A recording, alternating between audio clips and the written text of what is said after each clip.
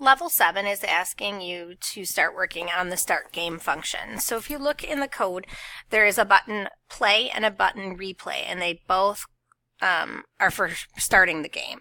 So it's a great time to make a function. So the function for start game has been started for you. If you scroll down, it's at line 19 right now.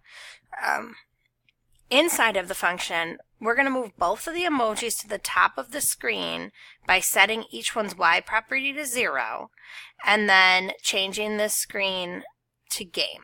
So if we go to set property, because that's what it's asking us, it says set property. I'm going to grab a set and a set because I need one for each. I need one for red and one for blue. Red and blue. And for both, I'm going to put their Y at 0 because I want them to the very top of the screen.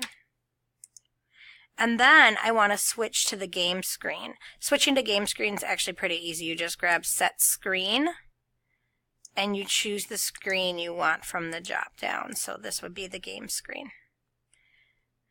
If play, now it should take you to the game screen.